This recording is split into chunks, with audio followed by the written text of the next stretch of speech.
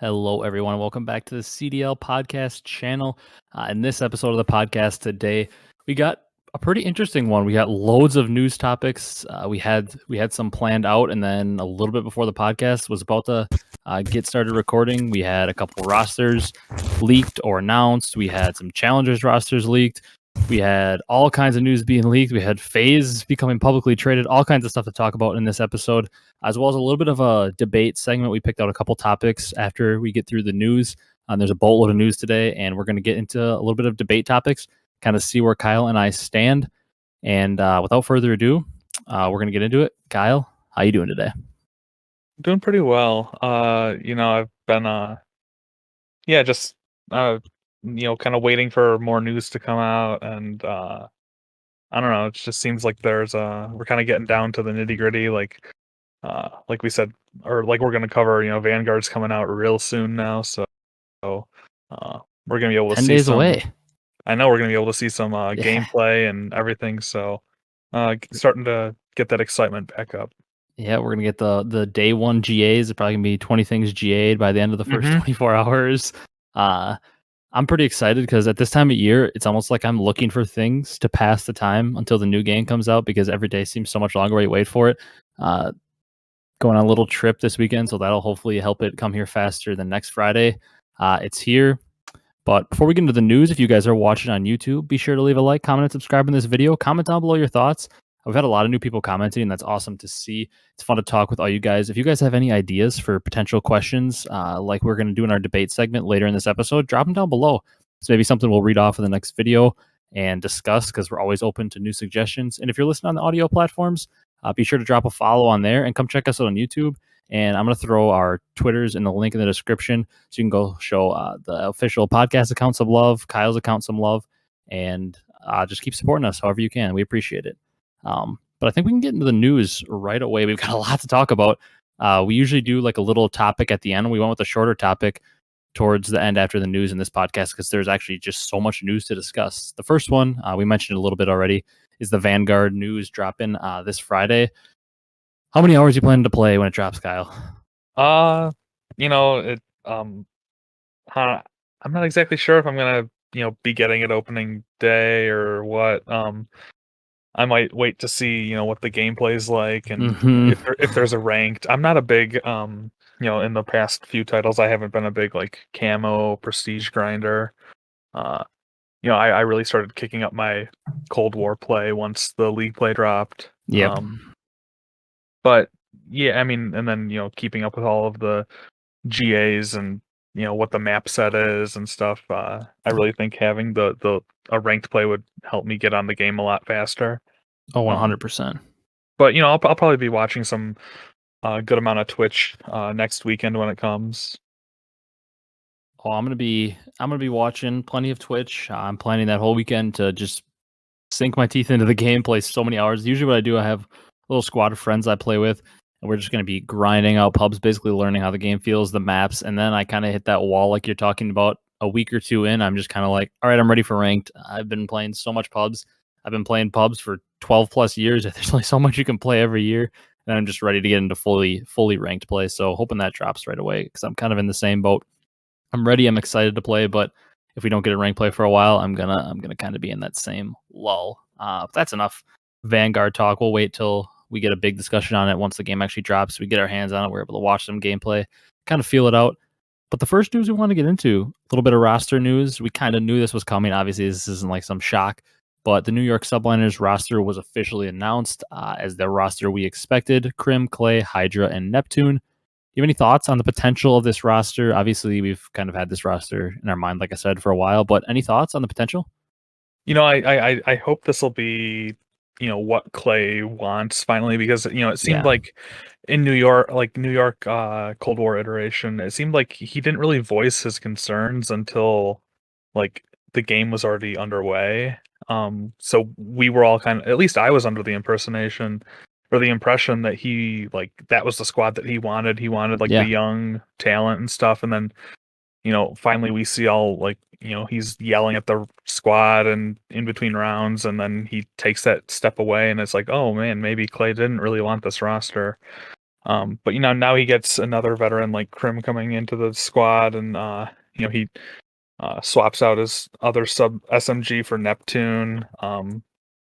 Obviously a really good SMG duo, we would say on paper, coming in, and then obviously Krim is Krim. So I really think this team could be kind of have the same potential that NYSL showed during the Cold War season, like consistently making it to like winners finals, losers finals, stuff like that. Yeah, I agree. I think they obviously have a lot of potential. I feel like when I see this team, it's kind of the same thing. It's like, I don't know if they have the skill ceiling to get to that top level, but anytime you doubt Crim and Clay teams, they always find themselves in the top two of like everything. Their duo card is insane. They've been in like the finals of every tournament they've played together, basically. Some absurd stat like that. It's like, I feel like this team, the first thing I think of is super high floor. There's just like no way I see this team being anywhere less than like top 6, top 7. Like, even if they're really struggling, I feel like they're still going to always find a way to be in that top 6, play in a lot of Sundays, get a lot of top 4s, even if they're like at their worst. Because I think Hydra is an MVP type player. I mean, Crim and Clay, you can't doubt the two. They both have 3 rings, and they always find themselves deep in tournaments. And I feel like Neptune is the X factor on this team. That's honestly probably how most people feel, but that's my first initial reaction. I think their potential is there. I think they could win some events. They obviously have a potential to be there at the end of the year and win it all with this team. You're never going to be able to doubt Crim and Clay with all the rings they have. They're always going to be there at the end. That's like my main takeaway of this team. When I see them, they're not like a super sexy team, and I don't see them being like the flashiest team that like you see. New York Subliners are coming out. Oh my god, I'm so excited to watch them. But they're going to play fundamentally sound as long as they can get Neptune on that same page, and they just have a super high floor. I just can't see them being bad. There's almost no way they're bad, in my opinion. Yeah, I definitely agree. I would anytime you have Crim and Clay on the same team, they always seem to make their fair share of finals and win at least one. So I definitely won't be turning them off when they come on stream. That's for sure. Just because I would definitely peg them as you know a for sure top 5 team. At least in my estimation. Yeah, I definitely agree with that. That's exactly where I was. Like I said, top 6, top 7 is the absolute worst I see them. Like there's just no way this team ends up being bad unless we see some like crazy unexpected event happen with them. I just can't see a way that this team ever is bad. But if you've got nothing else to say, we can move on to another little New York Subliners topic here. Yeah. We got Zoomaa leaving New York Subliners, obviously not officially announced where he's headed to, but the rumors are all showing, and he's been baiting forever. Like, oh my god, I'm going to Optic. I'm going back to Faze. Oh, I'm going to 100 Thieves. He's been baiting it all, which I mean, he's having fun with it. But he left NYSL. I don't think it's much of a shock. He kind of outgrew them. He's like almost more popular than the entire franchise since they're so new, and his stream obviously blew up with the flank and all the games he plays, the GTA roleplay and stuff. Any thoughts on this? Do you think there's an org that suits him best? Do you think he's going to go to a certain org? What are you thinking? I don't know. I almost liked him on Subliners just because he drew more, eyes to that brand. So I'm kind of sad to see him leave because I don't think that, if Optic poaches him, it's just one more cog in their wheel. I don't think that would be the best place for him. Um, I could probably see him going to like, obviously he has a history with Faze and Faze seems like the obvious answer with that history. yeah, and Faze doesn't really like pump out a whole lot of content surrounding their competitive COD team. So if Zoomaa wound up back there, wouldn't be the most shocked, but you know, I think it's pretty public knowledge that he moved to LA, so that definitely like screams that he's gonna be, there by the Cash App compound, 100 Thieves. Um, he kind of seems like a, he really fits that mold of like, the lifestyle brand streamer. Like I don't know, just he's a young guy. I don't know, just he kind of fits that 100 T bill for me. So that would probably be my first place I'd expect is 100 Thieves and then Faze. I don't really think Optic is in the cards for him. No, I think Optic would make sense. Like if he went there, it wouldn't be like a that's shocking or that's a bad choice. I think that'd also be a good choice. Just Optic, with the way they always have been, they're not really a team to sign new people. I don't know. It's hard to explain. Like they've had the same people. Like they've got Bows and Big Timer still in there who haven't like played competitive in forever and haven't been making a ton of content, but they're just still on Optic. And it's like once Optic finds their people that they like, they stick with them forever. They don't usually like sign. The only time they ever signed bigger streamers and like bigger content creators was when Hecz wasn't in control. It's just not something they do. Although Zoomaa technically was on Optic, he filled in for Dashy when Dashy had visa issues in Black Ops 4. He actually played with them for a little bit, so technically he's been on Optic for a little bit when Faze didn't qualify. But yeah, Optic doesn't seem likely. It would be a good fit, but not likely. I'd say I agree. I think everybody's going to agree. 100 Thieves and Faze seem to be the most likely, especially with all of his time he spent on Faze. Faze just signs content creators left and right. He seems like that's probably most likely. But yeah, like you said, move to LA. 100 Thieves is out there. They're kind of the fastest growing brand right now in esports. They're just popping off on every facet of the business. I would say 100% I agree with both. I think most people are going to say that Faze suits him best just because that's what we all know him from. But I actually would lean towards LA Thieves and 100 Thieves suiting him better. And I hope that's where he ends up. It also makes sense. Being in LA, he can create content in person instead of just online like he would have to most likely with Faze because people are all over. They don't create a lot of in-person content with so many members. But I feel like 100 Thieves, it can kind of keep him around COD. It can keep him talking CDL, and he can just keep growing the brand, go with Nadeshot, stick with an owner that's from COD, and continue to blow up. They seem like they have similar trajectories. Like Zoomaa blew up out of nowhere and just is on a just rocket ship to the moon right now with his content. And 100 Thieves is the same way. They're not very old, and they're just everything they do. It seems like they do it right, and everything they touch turns into gold. So I feel like they're kind of a match made in heaven, and I kind of hope he ends up on 100 Thieves.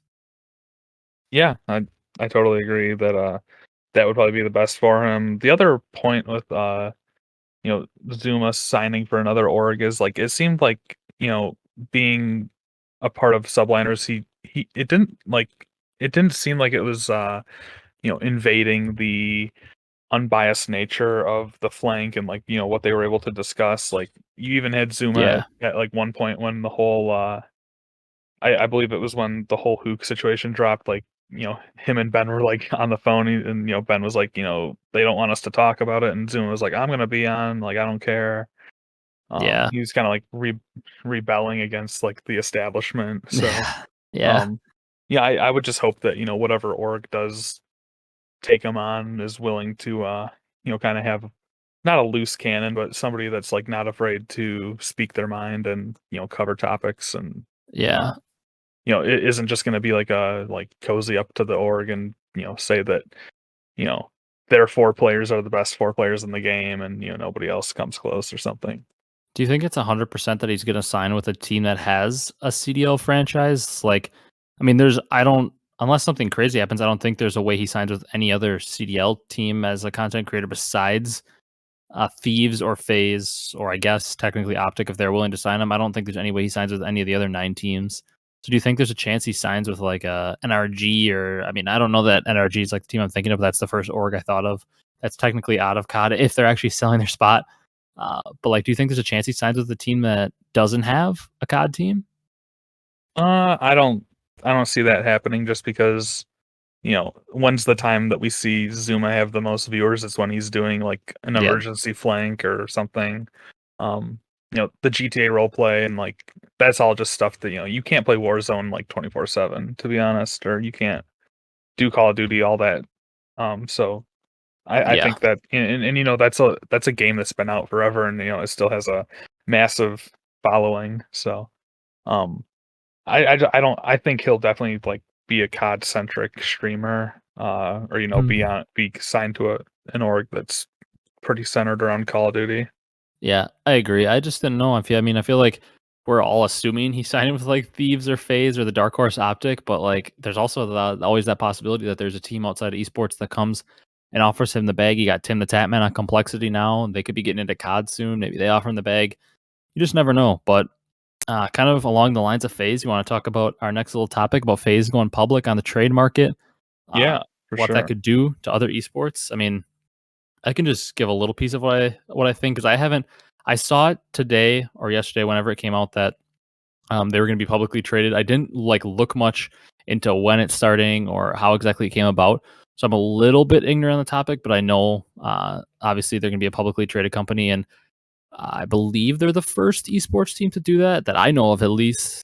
It's pretty interesting because it's something that just a few years ago, maybe we would have never, if you told your parents that there's a esports video game team that was being publicly traded, they probably would have laughed at you and been like, well, that seems kind of pointless. And now it's like, holy crap, everybody wants to invest in them. They're Faze, they're blowing up, and are other orgs going to follow? What's going to happen? In my opinion, it's just something cool to see. I'd like to invest in them just because, I mean, I think Faze is only going to get bigger knowing the scene the way I do and following the scene for the last 12 plus years, not just COD, but video games and esports organizations in general. I just think it's a really cool development to see that we're at the point where esports teams can start to become publicly traded and be such huge companies. I don't know. It makes me a little sad in some ways because it's almost like I miss when we were close knit and we were just like one community. But it's very cool to see an esports org become this successful that they can be publicly traded on the market. Yeah, for sure. And I correct me if I'm wrong, but I think Faze is like second to 100 Thieves and kind of like the lifestyle streamer. Yeah, I would You know, say. they kind of try and make themselves a little bit more than just like video games. And then you obviously you have Optic there, but Optic's more like content and uh, you know, you kind of know the faces at Optic, but like Mhm. Faze is just like they A have million different people. They have Nick Merckx, who's like one of the biggest streamers in the world, and you know a thousand. It seems like thousands of other people just like there doing stuff, and I don't know, just it's pretty exciting, but at the same time, like I don't know. I mean, you kind of take that risk when you go public, and you know your revenue share is based on like stock prices going up or down, or Yeah. like um and it'll definitely be like really cool to see the community be able to invest or buy shares of Phase. But yeah, like I'm not a financial whiz by any means, but Mm. definitely something that sounds cool to me. Yeah, it's just like a moment to be like, wow, like this is something that we've loved.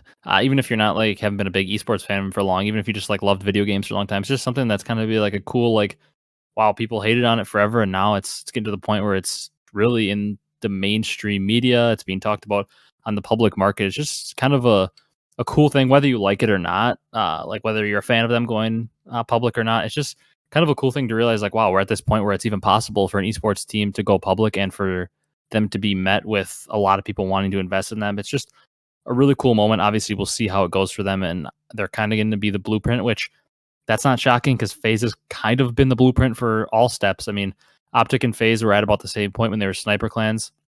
Obviously, you can't knock either. They've both been extremely successful since then and grown a lot. Optic decided to go more of the close knit route, maybe stay a little smaller but have more dedicated fan base. And Faze decided to go, we're going to sign all these people. We're going to start doing lifestyle content. And they've obviously blown up.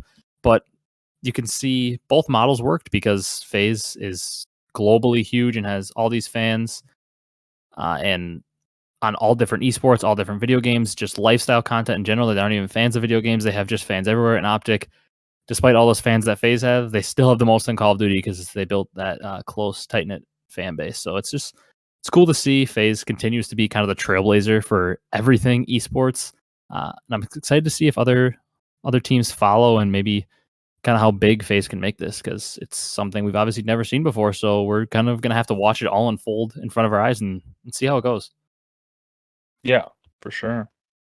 All That right. kind of takes Another us into the stock next related topic, thing. huh? Yeah, I don't know as much about this one. I can let you kind of take the lead on because I literally saw it was posted. I meant to click on the article and read it, and I was just so busy over this past weekend that I never really read too much into the article. Yeah, so I guess Optic released a coin, a cryptocurrency of a sense, and it's essentially their version of like a loyalty, kind of like a fan Hmm. consumer product that they made available to everyone, and apparently it's supposed to give you like exclusive access or early access to Optic specific promotions, and I guess the main thing around it is there was kind of some like you know reason to be a little bit concerned that apparently like you could only buy $20 at one time, that was kind of like how they were releasing it to the public. And if you looked back at like the transaction history, because it's like a blockchain, so you can kind of see all the transactions, but not like who's making them. Um, you know, I guess you can see that there was apparently people that owned the Optic coin before it was released to the public, and they're just kind of selling it back to the public now. So Huh. I don't know. I don't know anything more than that. Maybe there was like some. I don't think it's anything like too nefarious, but like if whoever like if Hecz released it to like his close friends or something before he released it to the public, and then his friends are just like profiteering off of like selling it back, Yeah, that seems kind of that seems weird to shady if me. that happened. Yeah. But I mean, it's not something that I'll be investing in. I'm not a huge like cryptocurrency nerd myself. Like I Yeah. haven't gotten into all that. I wish I would have maybe, but that's another story. Yeah, it's something that I'm definitely really interested in. I just haven't invested the time to be super knowledgeable about it. But I don't know. From what I've heard about it, like you said, it seems like it gives you like if you buy it, it's something that can give you early access to like merch drops or promotions and stuff. And obviously, I'm sure there's a lot more to it, but stuff like that has never been my thing. I just always, I mean, I'll be honest, I'm a pretty cheap person. I don't really like to spend my money. I like to save it and invest it. And just stuff where I have to like if I'm going to buy your merch, I don't like to have to pay a membership to be a part of something and then also buy your merch. It's just like I get that like if the stuff's still being released to the public and these people just get early access, I guess that's you pay a premium price to get early access to guarantee you get the merch or whatever before it sells out. I guess I understand the logic behind it and it's a good money making strategy.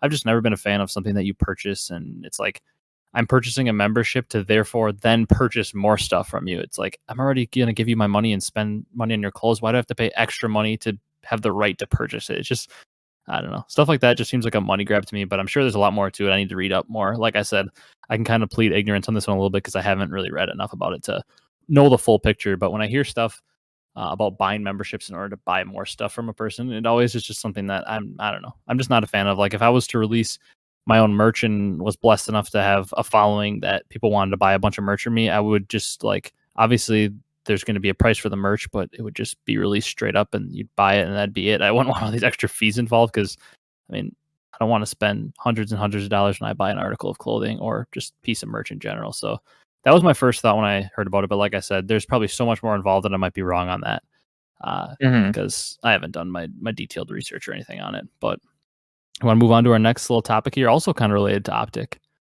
Yeah, let's keep it rolling here. The Process episode 6, just a little while ago as we're recording this, about an hour or two ago, there was a tweet posted on the Optic Twitter talking about how the Process episode 6 is coming soon. Looked like from the pictures it was going to be a pretty emotional one. Had a picture of Scump and Formal and Envoy. There was kind of a cool looking picture of, I believe it was Envoy and Formal walking out, like just like a little tribute looking picture. It looks like this episode is going to obviously be focused on champs and have enough Scump and Dashy in it, but it's going to be a lot focused on Envoy and his time. It seems like there'll be a little bit of that and him leaving, and then it seems like it'll be a lot of kind of a tribute to Formal and going over his career and highlighting it because obviously he's really, along with like Nadeshot and Scump, one of the most legendary players in Optic history, one of the most loved. Seems like it'll be an episode full of tributes to him. So something that I'm really looking forward to watching. I like to watch. I like that so much more teams are doing process type things. Like Dallas started to do it a little bit. Minnesota started to do it. Toronto even started to do it. Every team that puts it out, if all 12 teams put it out, I'm watching all 12 because it's just something that really interests me, the behind the scenes stuff. So I'm excited to watch it. Yeah, I mean, anything that Optic Roger and Hitch and those guys over at Optic, they always do a great job of Their storytelling's incredible. yeah, exactly. Like and that's like the one of the main allures of Optic to me is like how they get you to feel things, Mm-hmm. feel emotions, and they tell a story, and it's very clear what they want you to Mm-hmm. take away from their productions as well. And yeah, so I mean, obviously, Envoy Formal, uh, you know, two beloved players. Obviously, Formal spent a lot more time with Optic and in Yeah. that brand than Envoy did, but Envoy was kind of there from the beginning of the franchise. So Mm-hmm. I think a lot of fans were kind of sad to see him go as well.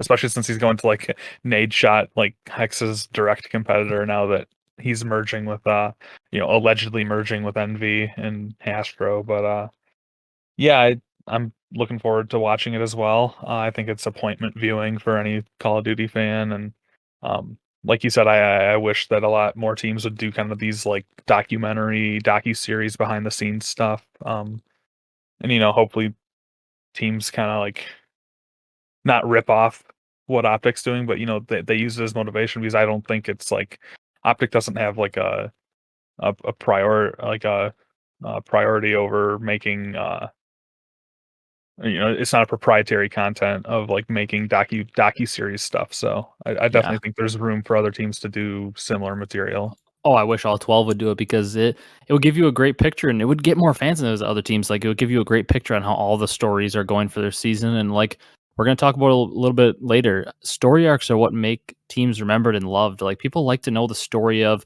somebody's team and how they got to where they are, and it's something fun. So, I mean, I'm super looking forward to it. I don't even care if you hate Optic. It's an interesting story. I mean, there are teams that I've not been a fan of in the past, and they put out any piece of content, and it's like, wow, you get to know the players a little bit more, and it makes the team more interesting to you when you feel like you know the story that they're going through. It makes the storylines better, and that's what COD is. I never was a WWE person growing up, but that's what everybody always compares it to. Like, we have the storylines like the WWE.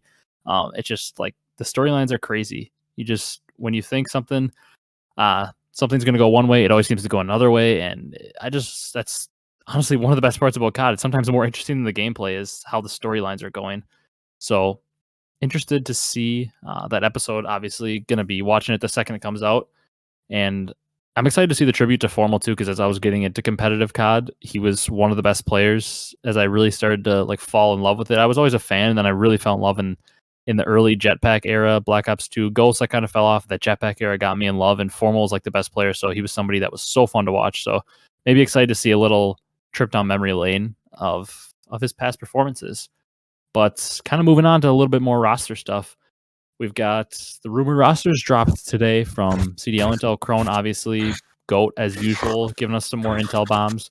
He says the Paris roster looking like it's John, Decimate, Temp, and Fellow as of right now. You got any major thoughts on that?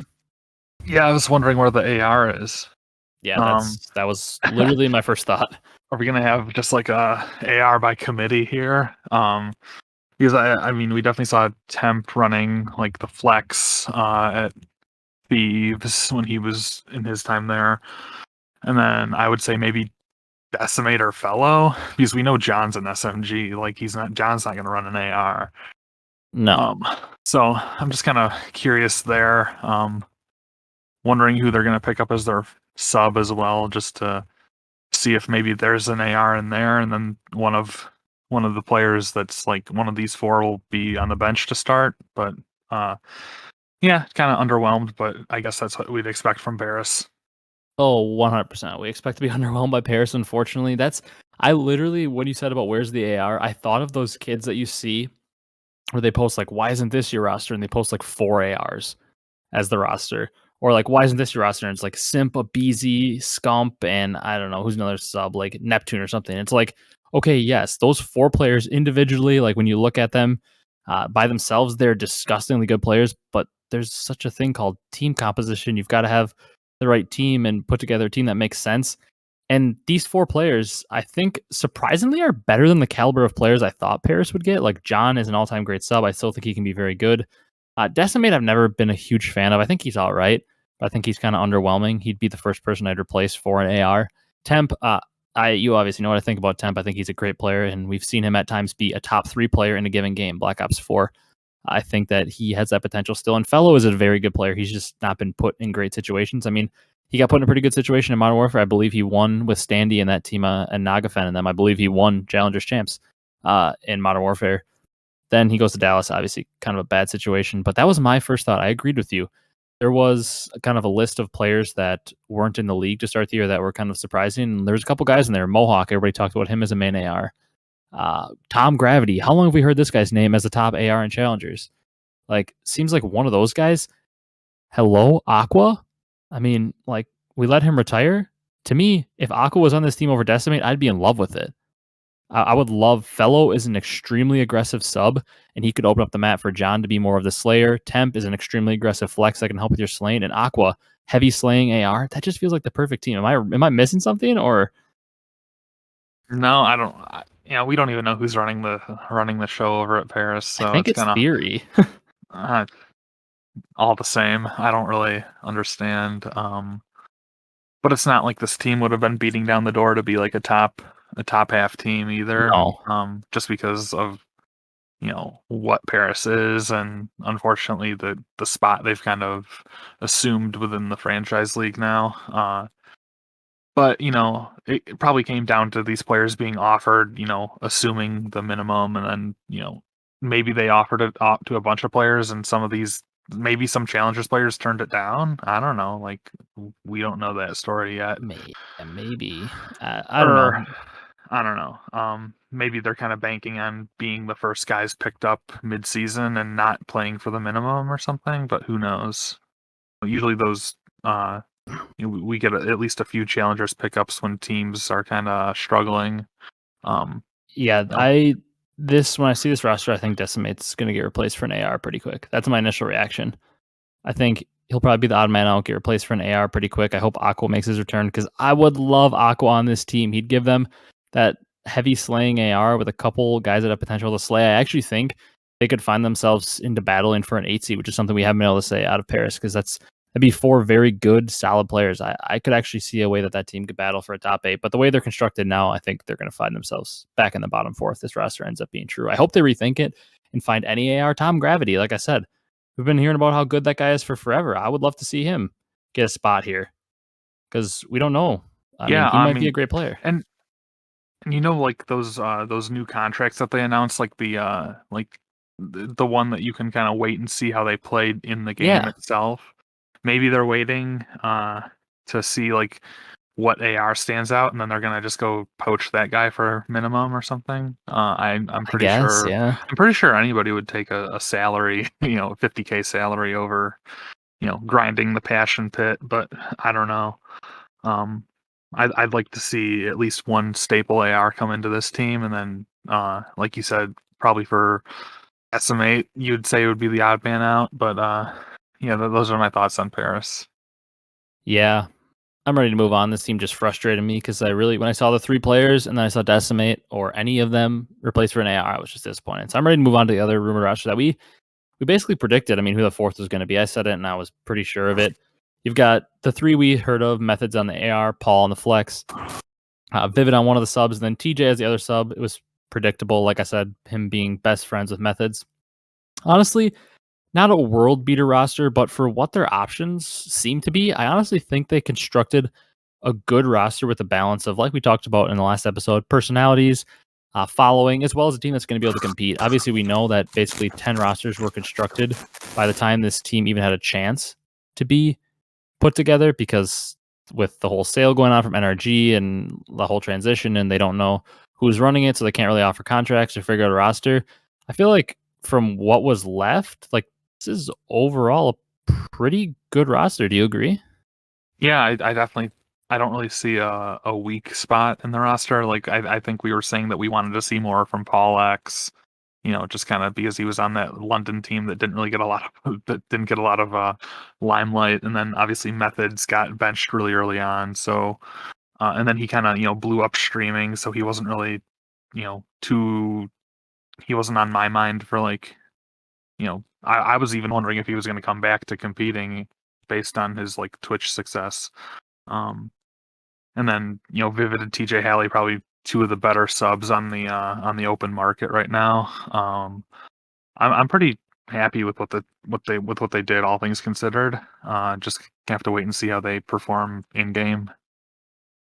Yeah, I agree. It's like we talked about in the last episode too. It's not like a world beater roster. I don't think they're going to come in and beat the top team, but I also don't think they're going to be run over like we've seen a lot of the bottom teams. Like we got Surge and Paris always at the bottom, and LAG the last 2 years we've seen them just be at the bottom getting run over. I don't think this is a team that's going to get run over. Like I still think they're going to find themselves towards the bottom, but they're going to be a little more competitive. And if this team is willing to make content, whoever is the actual organization that's buying them, if they're willing to make content with it, I think this team could really take off and become popular because, I mean, DJ's a little shy on camera and everything, but he's pretty funny just the way he acts. He's just funny. Methods, obviously, we know he's great.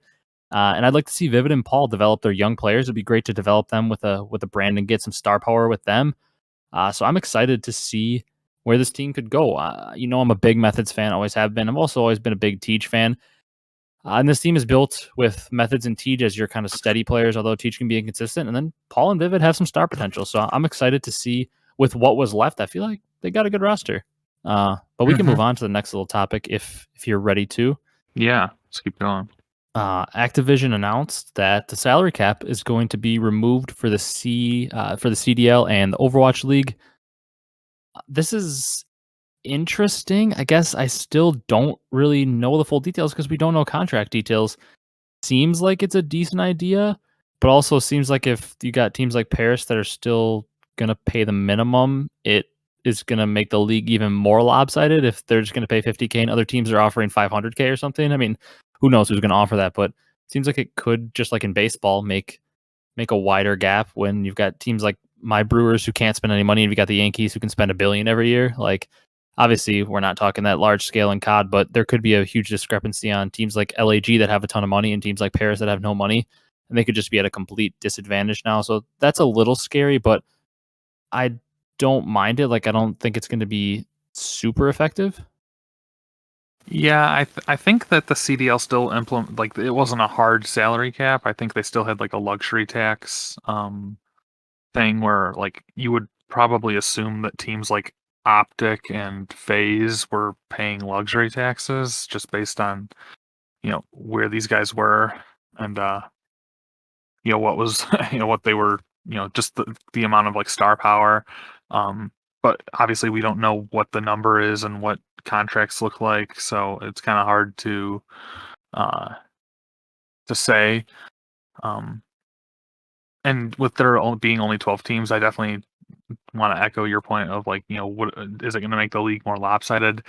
I don't think so. Unless these players really start, demanding more money and teams are willing to pay it. But it kind of seems like I think we're in a decent place with like what players are making and how the franchise league is kind of shaped out for making sure that they have benefits and stuff like that. But yeah, maybe this will motivate teams to make content and make a little extra money so they can stay competitive. I mean, that could be a benefit of it. But I mean, that's the one thing I hope it could maybe do is motivate people, because I also don't want people to get in the loser mentality of, oh, we have no fans, so we can't pay because we're not making money. Well, if you're a team like Paris or London and these teams that aren't making any content, well, go out there and make content and get fans. I mean, especially for Paris and London, like, hello, you've got one of the easiest passes to get fans. You're the only team in your respective country. Like, you could get a whole country behind you. Obviously, with these teams in the US, they could get a state, but it's a little different. Like, you're going to just kind of be fans of like people from all over. They're all from the US. It's kind of all NA players. We've been watching them for so long that like they're not really specifically affiliated with a state, but like the London team, they're basically going with all guys from the UK. Like, you got a whole country you could get behind you, or Paris, you got a whole country you could get behind you. There's crazy fans of COD esports, and they seem to be very loyal to their team in London forever. And there's crazy fans when they had like ESWC in Paris. The fans were crazy. Like, you've got such an opportunity. Like, you can make so much money if you're willing to put out content and really get some stuff around your team. So I guess that's my one takeaway. Maybe it can motivate teams to make a little more money, but I don't know. I really don't know. I feel like we have to see this play out a couple years to see if we start to see a huge discrepancy between a couple of the rich teams having crazy good rosters and the other teams just not being able to pay enough to afford them. But there's so many good players that I don't even think that can happen because there's enough talent to spread out at this point. Yeah, I agree with that notion. But I'm excited to see where it goes, because hopefully this could lead to us having more public contracts too, like we've talked about. But the next thing we had to talk about, Wuskin hints that him and Scraps are going to be potentially doing something, maybe teaming once Vanguard drops. This should be interesting to see, because I don't know if they're going to be back in Europe playing in the EU Challenger scene, or if they're going to be in NA still playing in the NA Challenger scene. But two obviously very talented players. We know that Scraps is in the CDL last year, had an underwhelming year with Paris, but we know that he's a talented player. We obviously know Wuskin in MW was one of the best ARs in the game. He was an elite player. in that game. So I'll be interested to see if they can put together a good team, make some noise in challengers, maybe find their way back into the league. I feel like they're a duo that could fit so perfectly with expansion. If we hit after Vanguard, if we expand to 16 teams, like a lot of people finally think we're going to do, they seem like the perfect duo to pick up because, I mean, eventually you're not going to be able to have the best team if all the players are sticking, but they're two talented players with a huge brand. Uh, so it seems like they could be a potential duo that if they can put themselves in a position to have a really good year, we could see them get picked up. So I'm excited to see what they can do. I hope it's not like content pieces because that's going to be unfortunate because I'd really like to see them both compete because I know they still can. So I hope it's something with them and challengers together. Yeah, I believe that they're back in the EU right now. Okay. So I couldn't really see them coming back to NA just to compete in challengers. Hmm. And maybe it's bait that they're just like, man, we want to get back in, but we don't really have we need two we need two guys for uh challengers or something. But uh definitely they have really big followings. They're two like super likable, British guys, EU guys. Definitely don't want to see them like go away from competitive if they have an in to continue to make Hmm. content or do something or play. Um, but yeah, I mean, it seemed more like Weskin was just like, man, I kind of have that itch, but I don't really know what I'm doing yet. But something will happen. I don't know. So I guess more will be revealed there. Yeah. I'm excited to see them. Like you said, they're I mean a great they're also just like two of the funniest people in this scene. Like both of them are comedy when you get them on content and they seem very comfortable, which is also a big thing. You can only be so good on in content if you're uncomfortable and they seem to be two people that are just super super comfortable. Um and I'm excited to see them more. I hope that they can propel themselves into a spot back in the league because, like I said, think they're good players and also think they're just fantastic personalities. So I'm excited to see them compete. And then next piece of news, we got Kenny hinting and saying that LA Thieves players are moving to LA regardless of if it's LAN or online. This is interesting to me. It's not as big of a deal because of the fact that we're expecting the whole season of matches to be on LAN. I mean, online, there's plenty of people that have lived in California and gotten their practice online. Scump did it forever. He was living in California, formal, and then all the matches were on LAN and stuff, and they were just fine. They could get enough good practice in the online setting. Interested to see, I guess, if this affects them. Obviously, if they're playing matches online, I know they said something about if they're playing matches online, they would move to Texas for the matches. But that could get also annoying going back and forth if they have to play a lot of online matches. I guess I'm interested to see though how this goes. I mean, it makes sense. They want to move to LA. They can get a lot of content going. We can't complain because we always talk about how we want teams to do content. So we can't complain about them moving their players to do content because then we just be contradicting ourselves. But I'm excited for the content pieces because I think this team, I mean, with Octane, Envoy, Kenny, like Draza, you've got the personalities to make a star-studded team that gets popular. But I'm a little worried that if there's online matches, this could really affect their performance. Yeah, I mean, from my point of view, it's just kind of interesting that they were like, "Yep, we're doing it. Doesn't matter if it's LAN or online." Like, um, and like we don't know what the format of the league is yet. If it's going to be like online play seeding matches and then like majors Mm-hmm. on LAN. So just kind of interesting. Like, I could definitely see how it would get annoying having to like fly back and forth from LA to Dallas every weekend or Oh, it'd so be just to awful. play. Um, but I think I'm more pro them moving to LA and being like part of the 100 Thieves, LA Thieves culture out there. Getting in content shoots and stuff, and Yeah. uh, it seems like it's kind of Nate Shot's like passion. They had that Um, 0 to 100 series in Black Ops 4. That was basically like Vision or the process. That's something they could bring back if they're all there, kind of like the behind the scenes of the team and how they grow, just like Optic does with the process. That'd be awesome to see if they're all in the same location. yeah, I'm excited for that because I mean, and we know 100 Thieves and LA Thieves, they do the content game right. So having them all there will hopefully continue to help that grow and just feed us more content. I'd be excited for it. Um, one of the last pieces of news we have, Nubsy. no longer pursuing a future in competitive coaching. It seems like.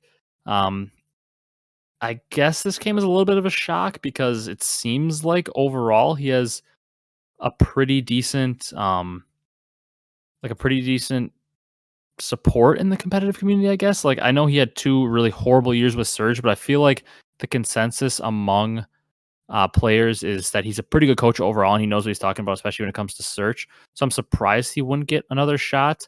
And it must have been really dry for him in terms of like interest because he didn't even like say he's just not taking a spot for now and gonna potentially look into it later.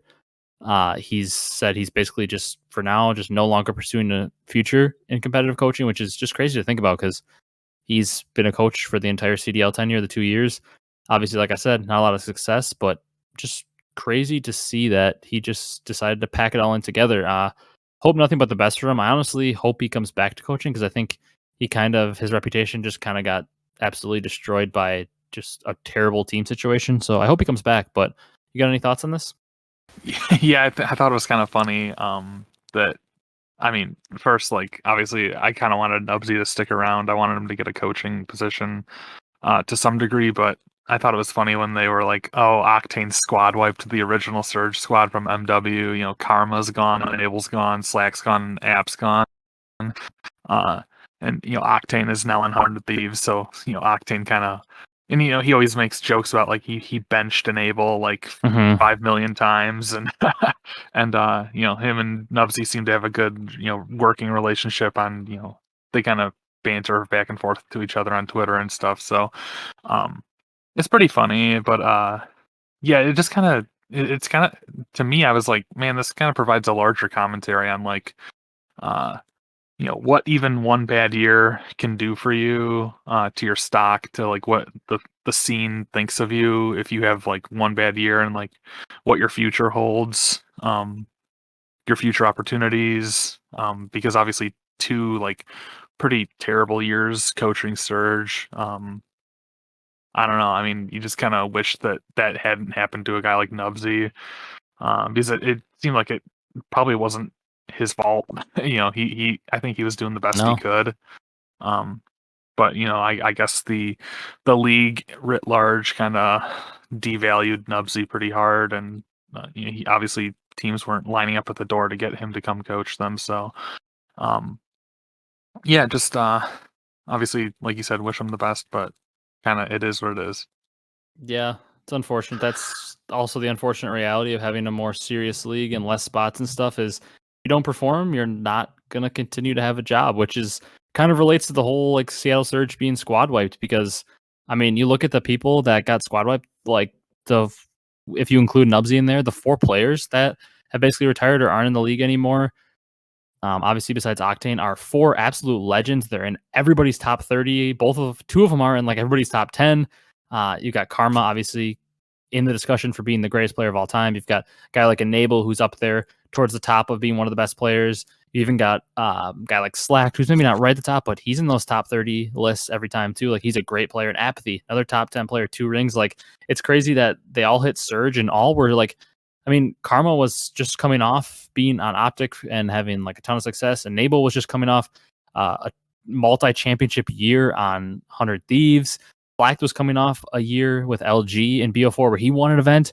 Apathy was coming off a little bit more of a down year, but had a great performance at the Black Ops 4 champs. Like they were all coming into the CDL on kind of a high point. You had 3 of them had won an event the previous year in Enable, Slacked, and Karma. And Apathy was coming off a great event, like one of his best events of the year. And it was like, okay, all these players are coming up and they come into Surge and all their careers just die.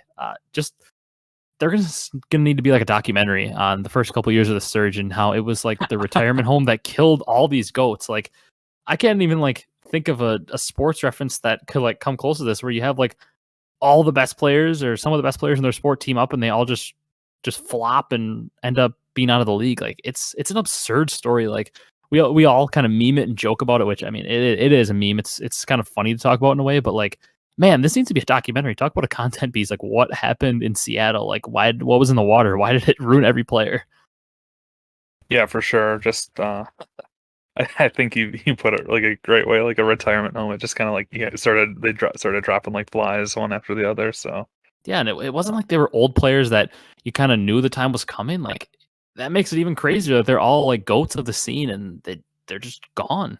I mean, an Octane survived because he was a little younger and had higher stock coming in, so he got out of there alive. But man, we'll see if that continues because now, I mean, it really can't be a retirement home. I guess accuracy could maybe retire or something, but like now they got 3 young players in there with accuracy, so maybe they're gonna change their ways. But I mean, we got a little bit of discussion we could have maybe on the larger commentary, on what it means to just have one bad year in this current franchise league with how little spots, like we kind of touched about with Joey Nubsy. Like a couple bad years, even as a coach, destroyed his stock. We talked about the retired players. Like it's a crazy world now. Like in the past, with there being 16 plus teams in the CWL and stuff, like you could have a bad year and people are like, yeah, that's still slacked or something if he had a bad year. Like we know he's a good player, but like at this point, there's so many players waiting that are hungry and challengers that one bad year can literally end your career now.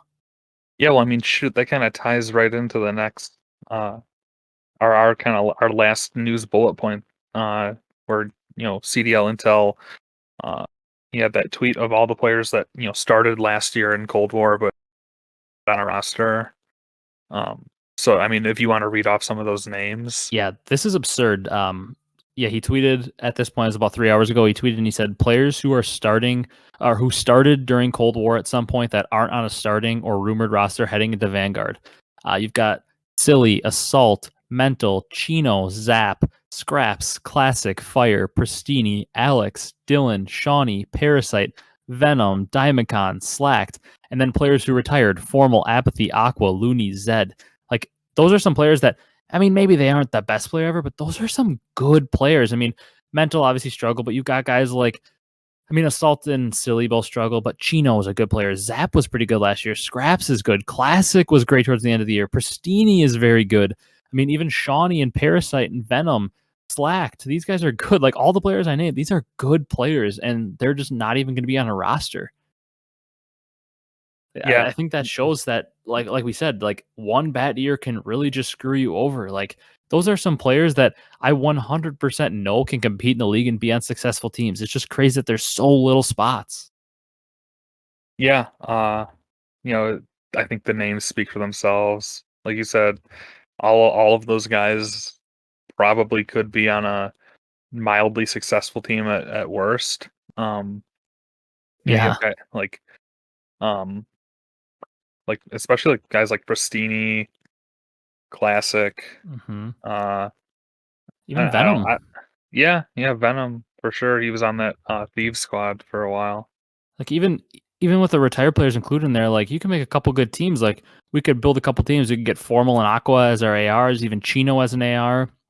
Maybe even like a Shawnee or a Parasite, even Diamondcon. We can throw our subs in there. We can have Pristini and Classic come back as a duo, or Pristini and Venom or something. Like you can make a legit roster that probably could beat Paris again and could compete out of these players that aren't in the league.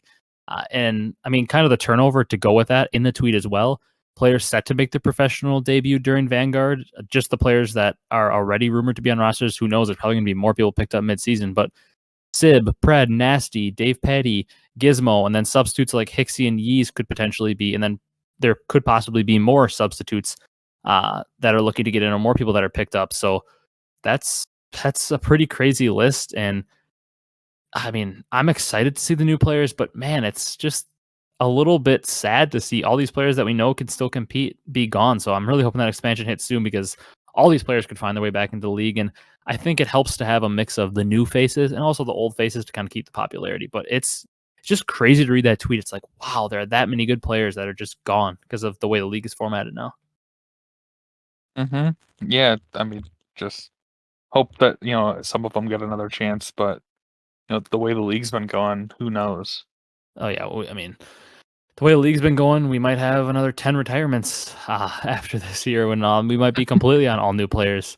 I hope that's not the case because as an older fan, I'd still like to see some of my guys that I grew up with in there. But we can kind of move past our long news segment. I mean, we had tons of news to talk about.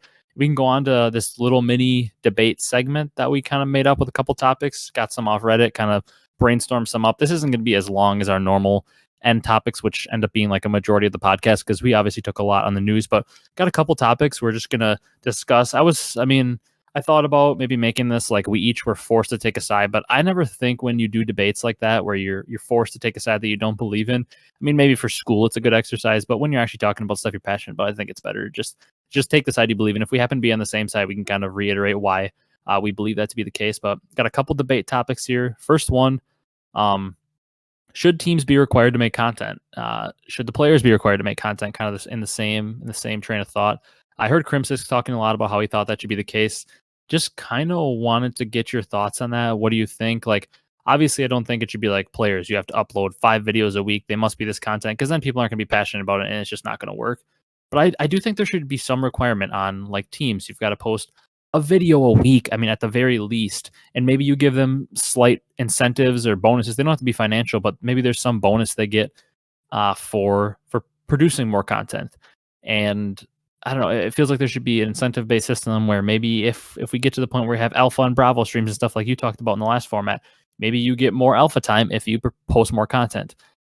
Something like that. I feel like they should be required to post a video or 2 a week, and the CDL can maybe help them out or give them ideas. But a lot of them hire content teams, or they should be hiring content teams to come up with these ideas for them. Like, I feel like they should be required to make some content. Maybe the players aren't required to make their own channel because I get it. Maybe some of them don't want to be full-time content creators, but at least the players should have a quota they have to meet where they have to be in a certain amount of the team's videos per week or month or whatever.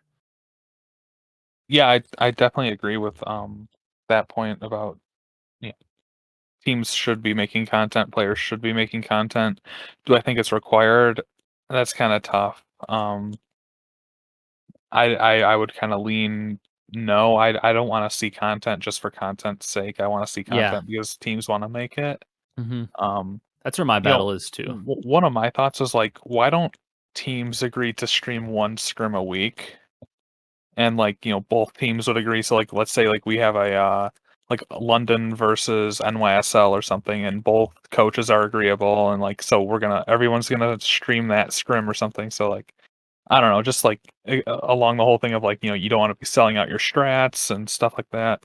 And also like these teams should have like content creators or content teams that will just like edit the guys' videos for them and post them to YouTube or something. Yeah. Like we have today, Afro's gonna tell you like what sub build he's using, or like who, I don't know, some random players. Like we're gonna have Gunless tell you like about his his way he likes to play P2 on this map or something. I don't know. Mm-hmm. Just like he doesn't even have to be given like full on strats. It's just like I don't know. I'm just kind of like I'd like to see a little bit more effort from teams that haven't been making content. Yeah, 100%. That's why I was trying to kind of toe that fine line of like, I don't want teams to be forced to make so many videos. That's why I was saying maybe like 1 a week or like even 1 a week. That ends up being 4 a month roughly. That's not even bad. Like I feel like just like making them come up with 1 video a week isn't that much. Like obviously if you had like 5 a week, that would get to be a little much. You gotta get some forced videos and players might not want to be in them. But like, I mean, let's face it, like, yes, you've done the hard work to get into the CDL, but you're like just like any job, you can't just be stagnant with what you're doing. You can't just be a good player and be happy with it. Like as part of the league and a player in the league, part of your job is to help grow that league and help it go forward because this isn't the NFL or the NBA that have been established for 100 years and have been around forever and have that popularity. Like this is a brand new league. Like if you want it to continue and you want to keep your job going, like you've got to do a little work to help it grow. That's where I come in. Like you've got a golden opportunity to basically have a free pass to being a potential content creator after your competitive career is up. So like why do you have to get forced so hard, I guess is just the thought process that goes through my head. Why do you have to be forced so hard in order to do this? But Right. I don't know. I think we can move on because I think we're basically both on the same page. We'd like to see teams and players make content, but it's a tough issue to force them because you don't want it to be bad content because they don't want to do it, Yeah, I agree with that. All right. Next one is an interesting one because kind of like the previous one, there's definitely no definitive 100% correct answer here. And I feel like I know where you're going to go. And I might be on the same page, but I definitely can see the argument for both players. You have a little mini player versus player debate. I saw it on Reddit, and people were debating in the comments, and I thought it was an interesting one because, like I said, I don't think there's a clear answer. I think arguments can be made on both sides, but who is the better SMG, Standy or Hydra? This is also a little bit of projecting it out into the future, but also just, I mean, we only have one season of them both, Cold War. Kind of, who do you think is going to be the better sub? Who do you think was the better sub in Cold War? You got any thoughts to kick it off? This is tough for me. Yeah. I mean, obviously, I'm a big fan of Standy. I don't have anything against Hydra. Um, I I I like watching both of these guys play. I think they offer a lot to their respective teams.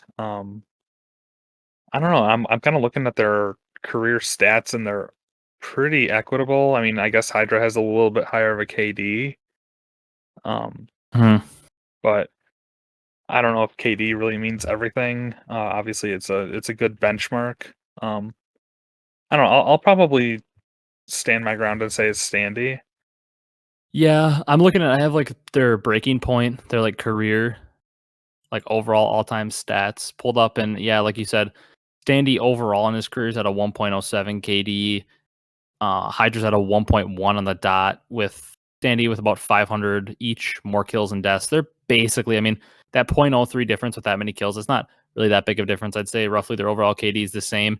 Even when you break it down to the game modes, Hydra has a 1.17 in hardpoint with Standy at a 1.08. Their S&D is literally the same, 1.12, 1.11. And then Standy's significantly better in control.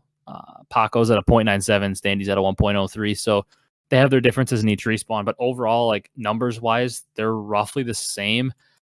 I guess I think I would fall on the side of Dandy as well, but I think the debate is also tough because they're very different play styles. Standy is more of your route man, your guy that's going to hit your pinch. He's going to do your dirty work and kind of fly around and just be like a playmaker, route taker kind of guy. Like an Envoy is like the stereotypical player we think of that, a Zoomaa, an Envoy. And I think Hydra is more of your Scump, your Simp, your even your Shotzzy now, like your player that just has always been known for just head bashing, and he's just gonna slay. So I feel like the debate is more like what you need for your team. I guess I lean more for Standy because I think he's more durable and can fit on more teams because he is that playmaker. But I can see the argument for Hydra because he's just a better slayer. I feel like overall that argument kind of makes sense. Hmm. It's a tough one because they're two very different players. But yeah, I think I'd agree with Yeah, you. I'd lean yeah. I'd lean Standy. I think you highlighted it really well. Like they have different play styles. Exactly what they do on the map. I don't want to say one is going to definitely be better than the other, just because I like those guys both so much. I But will yeah, say I though, mean, I I'm willing to hear arguments on either of them. I will say if we're projecting out for like where the community consensus is going to be, I think it potentially after this year could be that Hydra's better because I think the Minnesota team could be good, but I don't know if they're going to see the same levels of success they saw in the second half of Cold War. And I think that New York is going to see a lot of success, like we talked about with their roster earlier with Clay and Krim. Like I think they're going to see a lot of success and could potentially win some tournaments, and we know they'll be in there. Like if they're at the end and they're winning a couple tournaments, maybe competing for a ring at the end. Like I think Hydra could be viewed in the public eye as the better player because his team could have more success. But I think overall, if I'm starting a team, I think I'm choosing Standy, which is crazy because I mean, you can't go wrong with either, like we said. But ready to move on to the next debate topic? Yeah. All right, kind of sticking with Hydra and NYSL. Uh, do we think they're destined to be a top five team? More kind of specifically, can Clay and Krim be a top AR duo? Do they have enough firepower to do so? I saw this as well on the Reddit talking about, do you think Clay and Krim can be a top duo? And I initially thought about it, I'm like, 100% they can be a top duo. But I guess if the question is, can they be a top duo in terms of like firepower and slaying? I don't know if they can in terms of the pure raw, only looking at numbers. I mean, does that make sense? It makes sense, but I don't agree at all. You think numbers wise they're going to be a top duo? I think, I mean, maybe they're not gonna. Maybe like Clay's not gonna be putting up 1.3s every map, Yeah. but I just think the way they're gonna play, and I just think they're gonna. I don't know. I think they're gonna be. I think they're gonna be better than a top five. I think they're gonna be, angling for that top 3. Yeah, I guess. Yeah, I mean, I think the team is for sure going to be top 5. But when you're talking pure firepower, like I don't know, if you look at some of the other AR duos, like I think like Insight and Cammy are going to be more impactful numbers wise.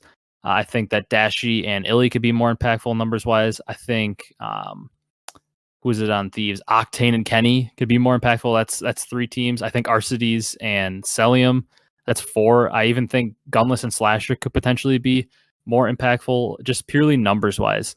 I think those 4 or 5 teams right there alone. I mean, you can make arguments maybe for a couple of teams. Like I think they'll certainly have more firepower than like Seattle, Paris, Minnesota.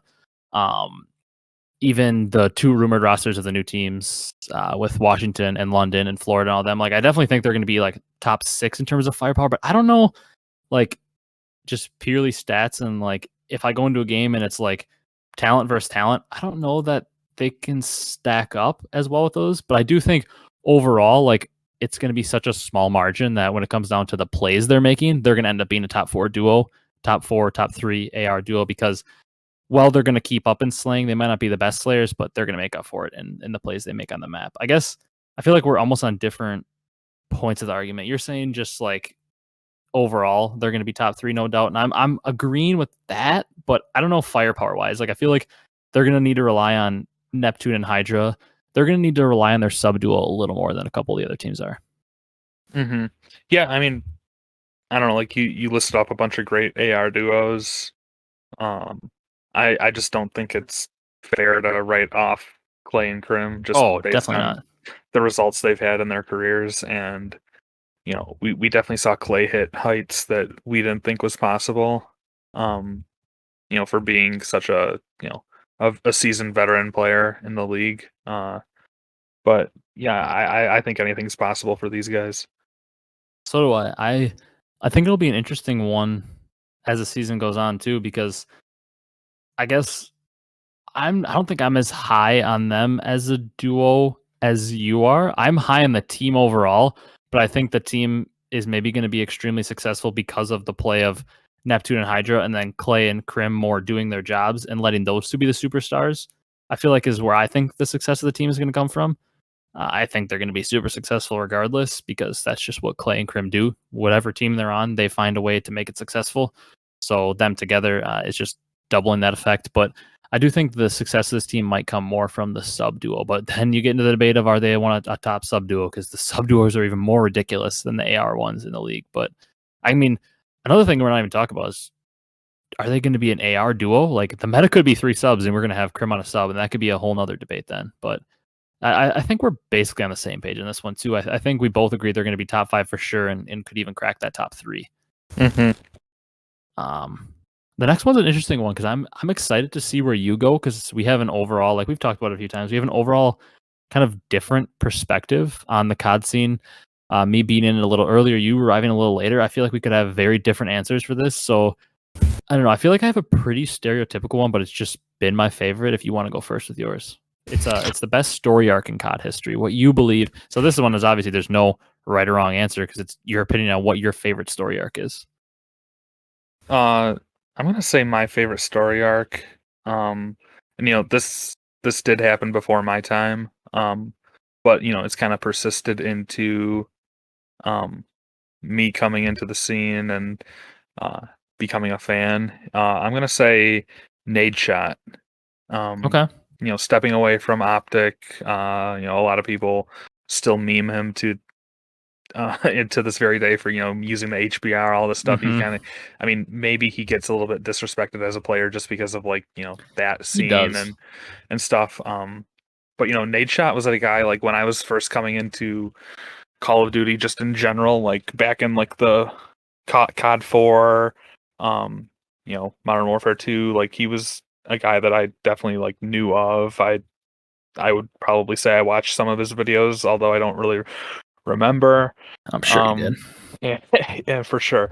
But then he steps away, kind of like he's making his own. He obviously founds 100 Thieves. Gets a lot of like, I mean, he has freaking Drake as an investor. That's pretty massive.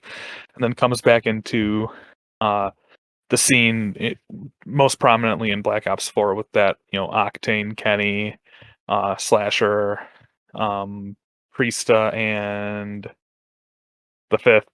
Why can't I think of Octane, Kenny, Slasher, Priesta, and Enable. Enable? Yeah.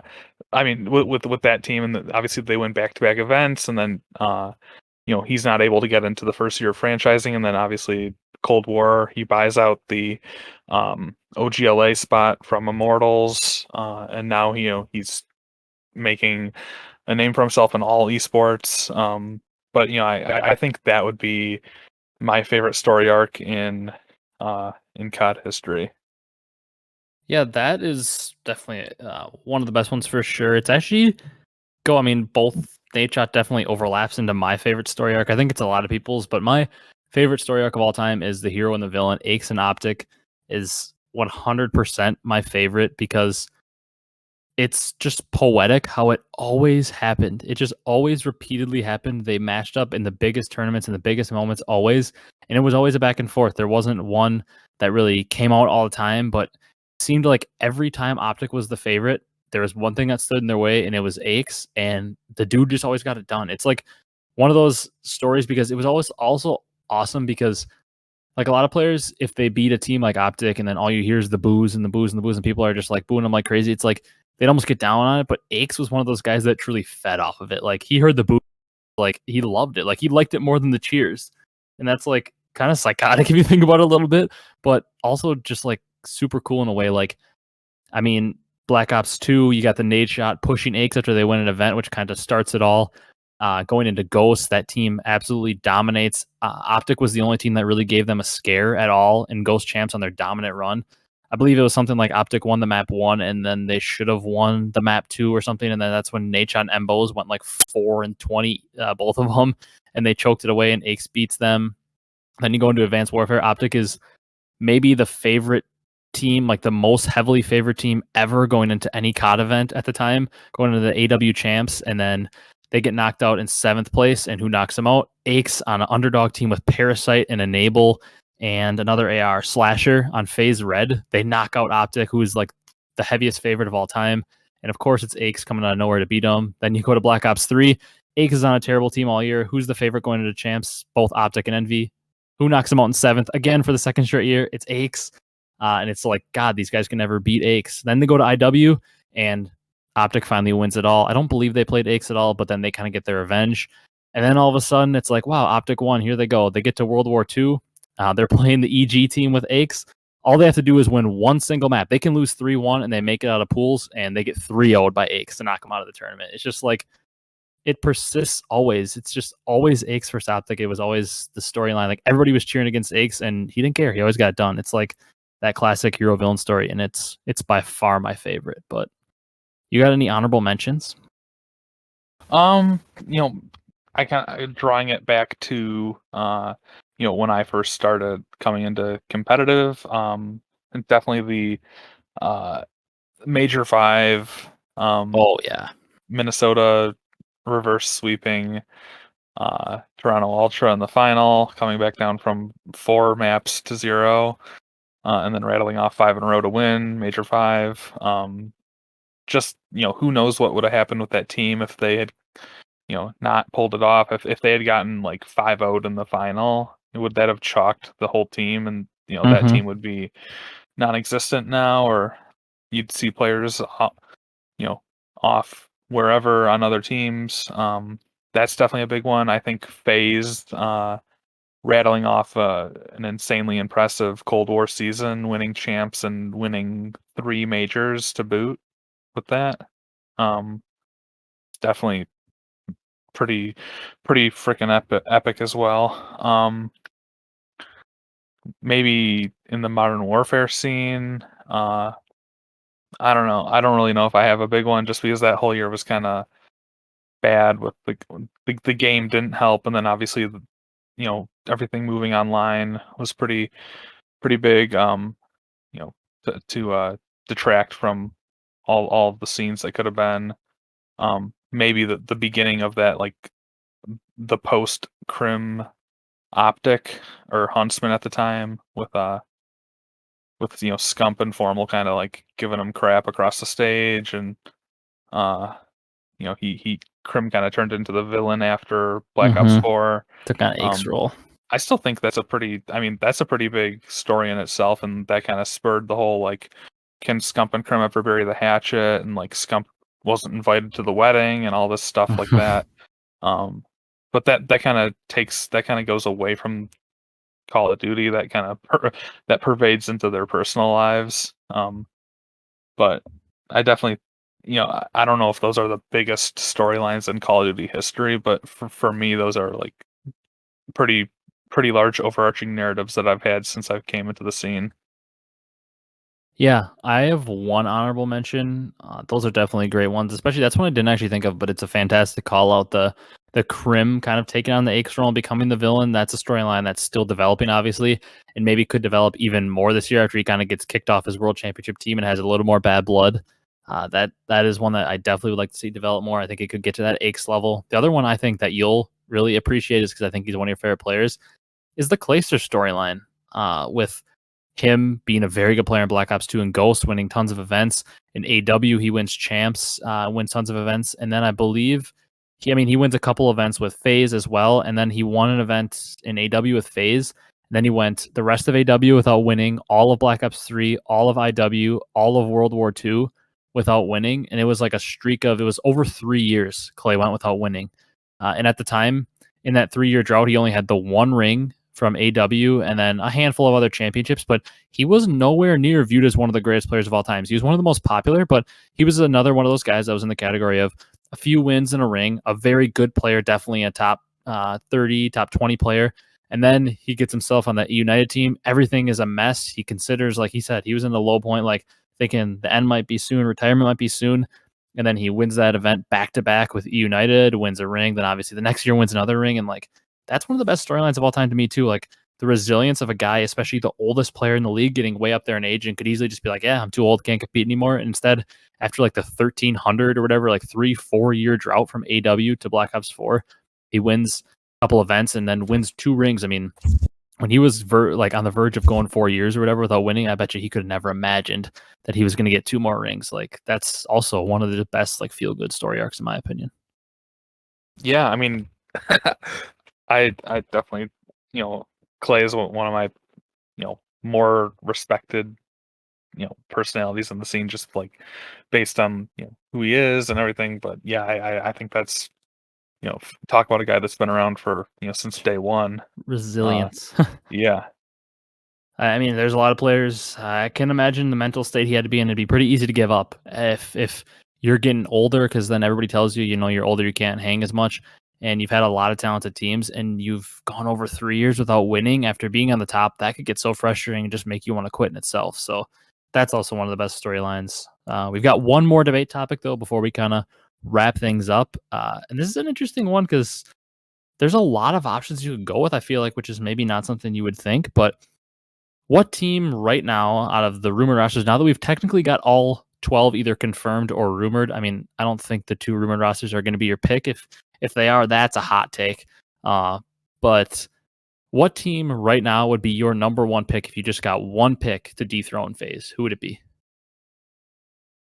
Oh man. Are we kind of saying like for champs or like at the very start of the game? I don't know. I feel like because I mean we're coming into this year assuming Faze is the favorite to be the best team throughout the whole Right. year again. I would assume. So I would say, who do you think has the potential to, like, at the end of Vanguard, we're gonna sit down and be like, you know what? Just because we know it's not going to be them, I'm gonna be like, you know what? Paris Legion, they're gonna be the best team in all of Vanguard. Like, who are we gonna sit down at the end of the game? Obviously, you could. I mean, you might believe it's Faze. It's a good pick, but like, who are we gonna say is the team most likely to be like, wow, they're the best team at the end of Vanguard? That's not Faze. Has the best potential to take them off that throne.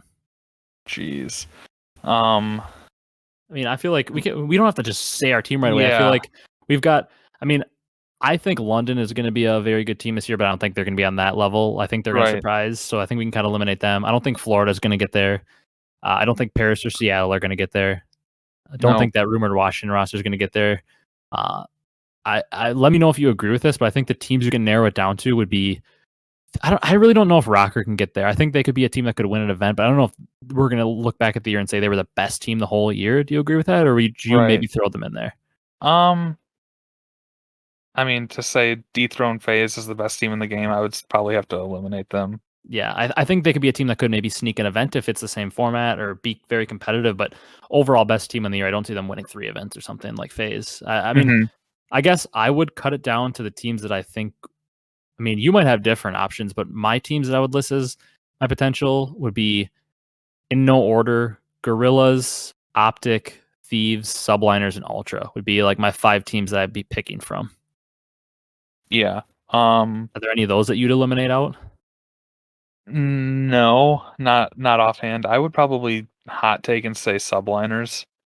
Okay. I mean, as evidenced by the last little bit on Crim and Clay, I'm definitely super high on that. Mm-hmm. And then I'm super high on, We're gonna have a year on the podcast this year. You're gonna be the Rex Shady Nero of this podcast. It sounds I know, like you're gonna be the New yeah. York Stan, and I'm gonna have to fight you on it or something. Although I do think New York's gonna be really good. I don't know. I really wanted to say Gorillas too. They're a hot But take, but it's not like it's I'm possible. I'm so nervous about that team too. Like Mm-hmm. I really want the best for all those guys, especially like the chip on their shoulder. Like everyone has something to prove. Um, but at the Mm-hmm. same time, I'm nervous that they might just kind of like, you know, spuddle their engines and not really do a whole lot. Um, they might be like, a top 7-8 team at best, and not really like make a whole lot of noise. Optic Envy, whatever. I don't know. They'd really have to, everything would have to go right for them. My Just like thing, base. yeah, I 100% agree. I don't think I'm gonna pick Optic, but I think they'd be my second or third choice because I believe that Optic, purely gun skill and talent wise, is the best competitor. I think that might be a little bit of a hot take, but I think with Scump, Shotzzy, Illy, Dashy, I think purely raw skill, no teamwork aspect, I think they're the most equipped to just have a purely talent gunfight game with Faze. I think they're the most equipped, but I think like the intangibles of a team like New York puts them ahead of them because like New York has that skill, but also I think is going to have a lot more teamwork. I mean, do you get where I'm coming from with that? I think like For purely sure. raw talent wise, I think Optic is the most equipped. And if they put it together, they'd be my pick, but I don't think I can say they are. I'm on the same boat with you. I want to hot take it and say Gorillas because I think they certainly could be, but I think they're a little bit too many question marks with them to put them there. What about Toronto? We haven't said anything about them, but they were the no doubt second best team in the game last year. Yeah, I mean, not that I'm not denying Toronto in any way. It's just it seems like a lot of teams got better and they're staying the same. And also, let's be honest, this is how it goes in sports and everything. Like when you've got a new roster in Subliners, a new Optic roster, new LA rosters, and then you got the same roster, you just are generally more excited about the new rather than the old. So like we could be underrating Toronto because we're probably just more excited about to see the new rosters. Yeah, for sure. I think we could be. I think Toronto will be right there. You probably would have said if Toronto had maybe won stage 5 major and won champs that they were probably going to be the best team in the game. Yeah, they would have won 3 events. Yeah, you could definitely say that. So they were pretty close in that regard. I'll say I think with the whole like if it was as much true as it like seemed to be with Kleenex potentially wanting to leave the team, I think that could really affect them this year. I guess if I'm forced to make a pick right now, I think, oh man, so you're going with Subliners as your pick? Yeah, I'm gonna stick with that. I think Subliners is a really good pick. I kind of eliminated LAG and Toronto from it. I'm kind of down to Optic, Thieves, and Subliners. I want to be different than you though, although I do think Subliners is honestly the safest pick because I think it's pretty much they're like the one team up here that's like a guaranteed to be good. I think I'm gonna go a little more bold though. I think I'm gonna say Thieves. Thieves has the potential to do it. I think talent wise it's Optic, but I think it could be Thieves because I feel like we've got a lot of pieces here and one of the hungriest teams. Like Octane is going to be out there hungry. We saw the last time a team with this somewhat of this composition was together. They won a couple events, and had they closed out that champs run, they would have been no doubt the best team in Black Ops 4. I don't know. I think it's honestly a crapshoot between the teams we had listed. Like, it's going to be like Subliners, Ultra, one of the LA teams, or Optic as that second best team this year in my mind, no doubt about it. It's just a matter.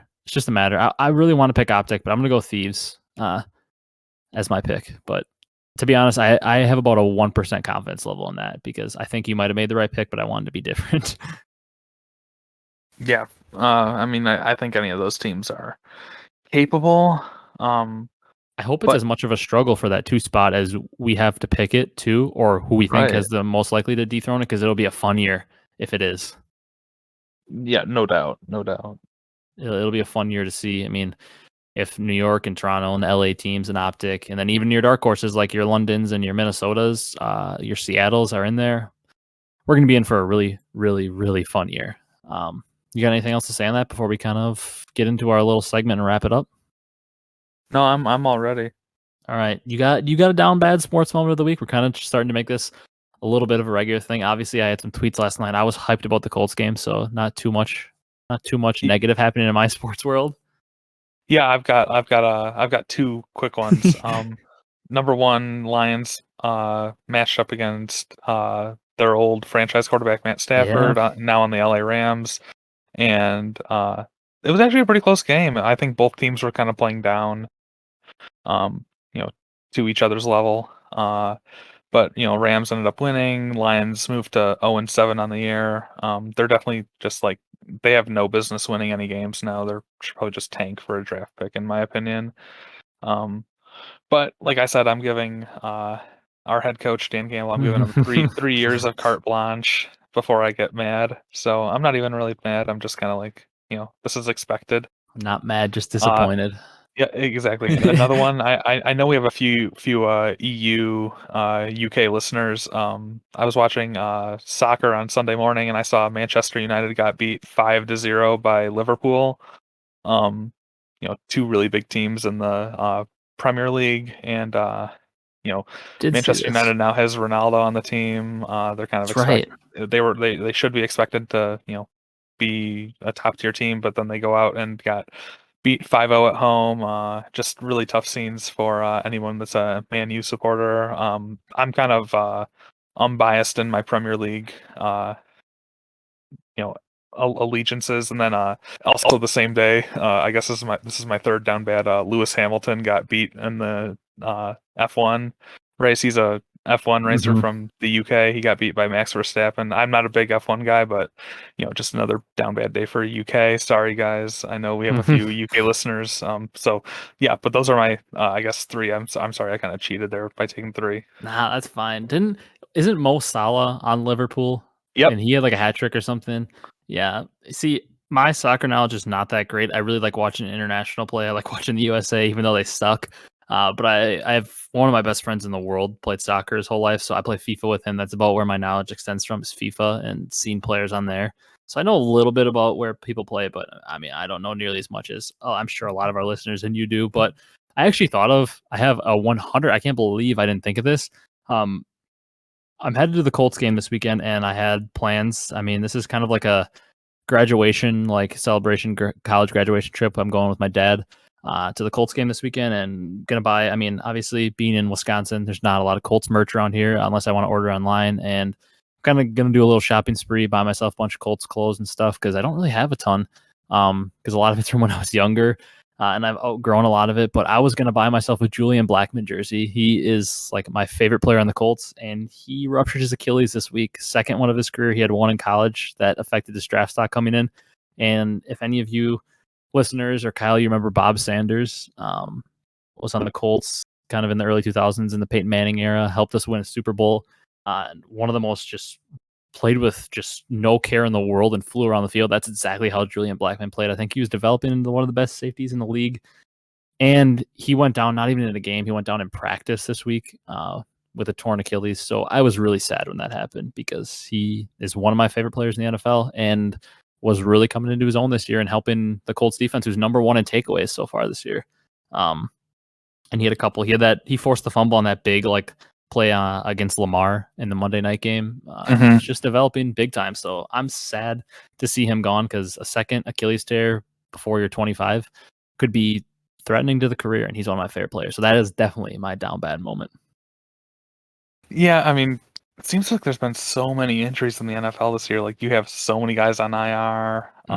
You have like McCaffrey, Russell Wilson, just I a terrible amount of people on IR or just like season-ending injuries. Just really tough year for the health and safety.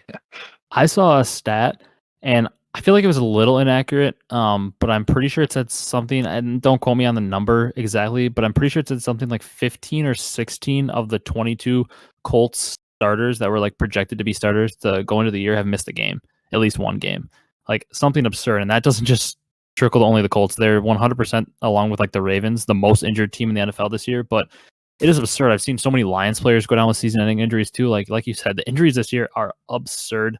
And it just sucks to see because I mean, you always want to see every team at full strength. You never wanted to see teams winning because of injuries, and then like even rookies like Trey Lance got hurt, Zach Wilson's hurt now, Russell Wilson's hurt. Like the amount of quarterbacks and just players injured overall. Baker's out. It's absurd to see. Fitzmagic went down early in the year. Daniel Jones went down. Like I don't know what's going on, but I hate all these injuries. Just something absurd. Sure. All right. You got anything else to say before we kind of wrap it up? Nah, I'm ready to wrap. All right. Thank you guys so much for watching. Obviously, this episode was a little different. We didn't have like a full-on segment like we normally do. Kind of went over a bunch of the news that we had and a little bit of a debate segment. If that was something you guys liked, whenever we don't have like a major topic, we could throw a couple debate topics in there because, I mean, there's always endless ones you can come on. You could debate players head to head, and you could just put a bunch of them in there. But thank you guys so much for watching. If you audio platforms, if you could drop a follow on there, leave a review if you're able to on the platform you're listening to. Come head over to YouTube, drop a sub over here, and check us out over here. During the year, there might be slight content posted on the YouTube channel for quick reactions to random news that may not be posted on the audio platform. So if you want to head over to YouTube and follow on there, as well as the other platforms. Also, I'm going to link it in the description, but follow the podcast channel on Twitter as well as Kyle. I'm going to link Kyle's Twitter in there as well. Go give him a follow. He's been a huge help to the podcast, just having someone to bounce ideas off of and having somebody else to come up with ideas. Because believe it or not, I'm not an all-knowing genius and cannot come up with all these ideas by myself. Kyle helps a ton and provides a lot of ideas that have really improved the quality of the podcast. So go drop him a follow as well. That's going to do it for this one. I hope you guys enjoyed. Probably see you again roughly at the same time. The podcast might be out a little later next week because I'm going to be getting home really late Sunday night and going to be busy to start the week. So it might be a little later than normal, but I'm sure we'll get it out to you. And it'll be a big one because it'll maybe be a preview in Vanguard one. We'll maybe get a little more news. But that's going to do it for this one. Thank you guys so much for watching, and we'll see you in the next one. Have a great day, everyone.